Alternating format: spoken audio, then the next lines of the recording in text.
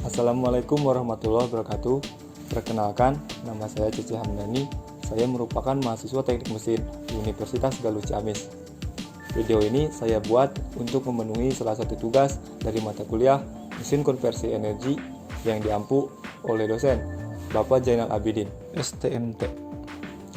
Pada video kali ini, saya akan menjelaskan mengenai mesin rotari atau Wankel engine, di mana mesin ini berbeda dengan mesin internal combustion pada umumnya karena tidak menggunakan piston tapi menggunakan rotor yang berbentuk segitiga. Oke, langsung saja kepada pembahasannya.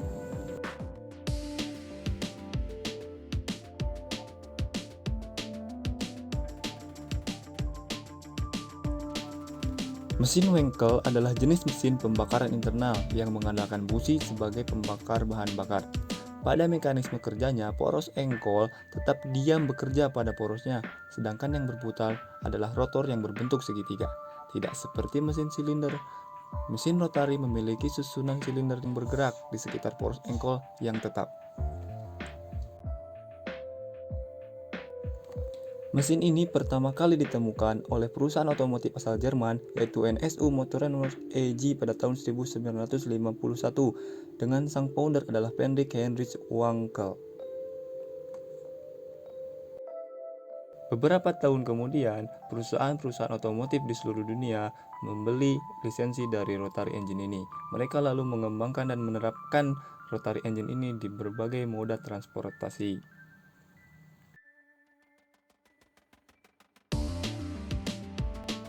Mesin rotari adalah mesin yang menghasilkan energi dari gerakan yang berputar yang dihasilkan dari pembakaran. Pembakaran tersebut yaitu dari piston yang berbentuk segitiga yang berputar pada gear rotor sebagai sumber pergerakannya. Meskipun memiliki bentuk yang berbeda dengan mesin lainnya, namun mesin ini masih memiliki tujuan dan fungsi yang sama, yakni untuk menghasilkan power dari setiap ledakannya.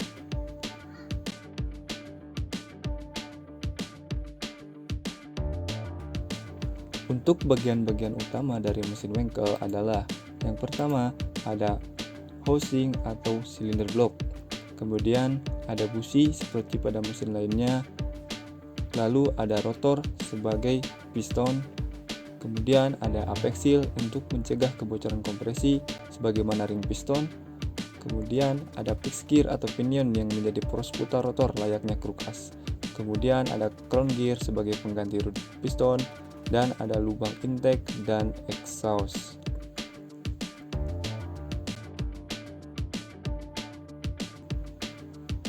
Proses kerjanya dimulai dari langkah hisap sebagai langkah yang pertama. Saat salah satu rotor melewati saluran intake, pada posisi ini terjadi masuknya bahan bakar dan udara yang sudah tercampur ke ruang bakar. Dilanjut, untuk langkah kedua adalah kompresi. Setelah satu sisi rotor menghisap bahan bakar, maka rotor akan bergerak menggiring bahan bakar dan udara untuk terus bergerak hingga masuk ke langkah kompresi. Lalu kita lanjut ke langkah ketiga. Setelah rotor berhadapan langsung dengan busi, busi akan memercikan api dan menimbulkan ledakan di mana ledakan ini akan menghasilkan gaya dorong terhadap rotor yang membuat rotor terus bergerak. Dan langkah yang terakhir, yang keempat adalah langkah buang, di mana rotor menerima gaya yang membuatnya terus bergerak hingga melewati exhaust port dan mengeluarkan sisa gas. Oke, seperti itulah siklus penghasil daya pada mesin rotari atau mesin Wankel ini.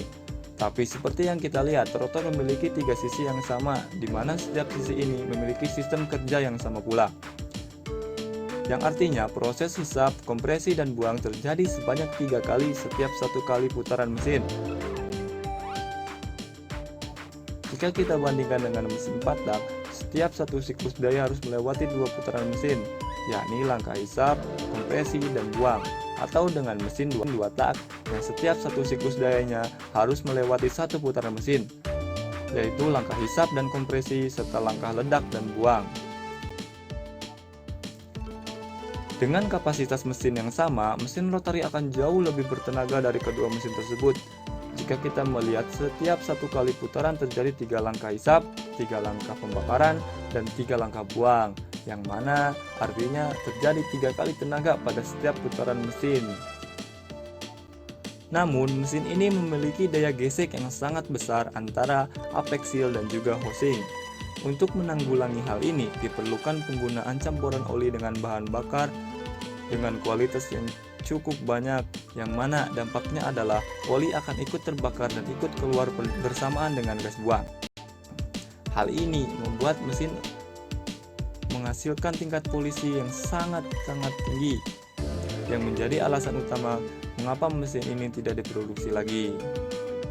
Kemudian, seperti yang kita bilang tadi, mesin Wankel sangat bertenaga dan membuat lebih haus bahan bakar, di mana setiap 1000 rpm, mesin ini juga menghisap bensin sebanyak 3000 kali.